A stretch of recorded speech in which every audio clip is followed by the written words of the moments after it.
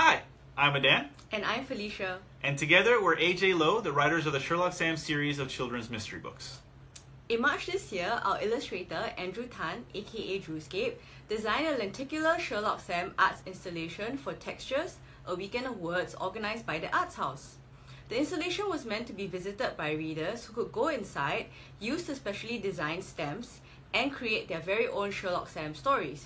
We thought it would still be super cool for you guys to use the specially designed stamps to create your very own Sherlock Sam stories at home. We're going to teach you how to write your very own story.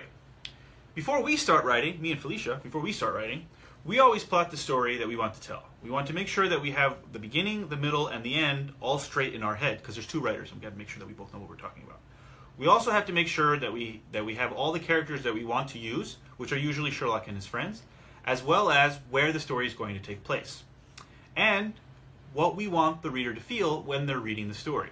Do we want them to feel a little bit scared? Do we want them to feel excited? Do we want them to feel confused? Usually not confused, but excited. But before we start talking about how to write, we're going to introduce the main characters in our series. Obviously, the main character is Sherlock Sam, who is Singapore's greatest kid detective, and he has a very grumpy sidekick named Watson the robot.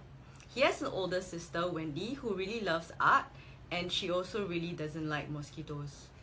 Sherlock's really good friend from his class is called Jimmy, and Jimmy has a superpower, which means that he can usually roll down hills and he never ever gets hurt.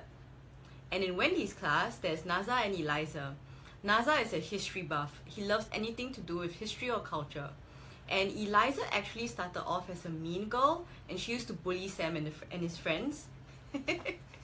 But now she helps Sam and the rest of them solve mysteries too.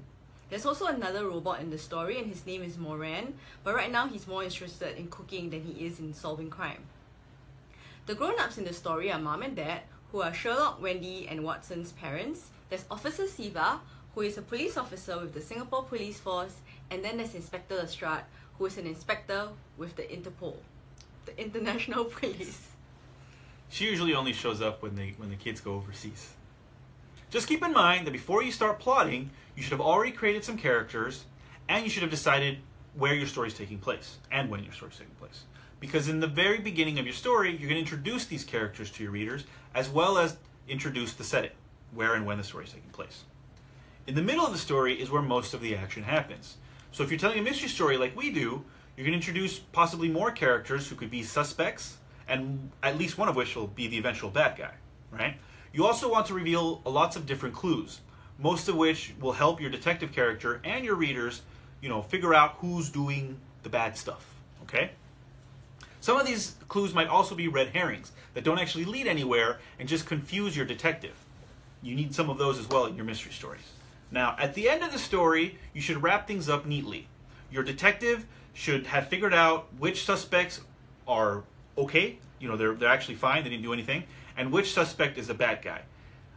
And you need at least one bad guy. You could have more than one, but you need at least one. We usually like to have a big action sequence before we do the big reveal, but you don't have to do that if you don't want to. It's something that we like to do. In our latest book, Sherlock Sam and the Burgled Book in Kampong Glam, we introduce a new character in the beginning. His name is Uncle Harun, and he's Naza's dad. And we also introduce many of Uncle Harun's friends, who might be suspects, or they might not be suspects. And everybody has gathered in Kampong Glam, which is our setting, for a special event. And by the end of the first chapter, we reveal the crime. A priceless book has been stolen. In the middle of the book, Sherlock, Watson, and the supper club investigate the crime. They talk to the suspects, one of whom is a bookstore owner known as Uncle Abraham. Could he be the villain? He might be. They also discover more clues and evidence and draw the notice of someone who is definitely a bad guy, but we don't know for sure whether or not he's the bad guy for this particular crime. He might not be, or he might be. In the end of the story, Sherlock, with the help of his friends, as well as some delicious food, because he always needs delicious food to solve crimes, puts everything together and explains it to everyone else, including the reader. Now, our readers are really clever and they're very smart, and some of them might guess the end of the story before they reach the final chapter, so it's actually our job to make it as difficult as we can for the readers as well as Sherlock Sam.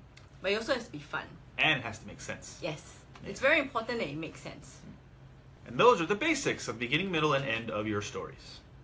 So what we'd like you guys to do is use illustrations that Andrew has done and create your very own story with a beginning, a middle, and an end. You can draw or write in other characters too.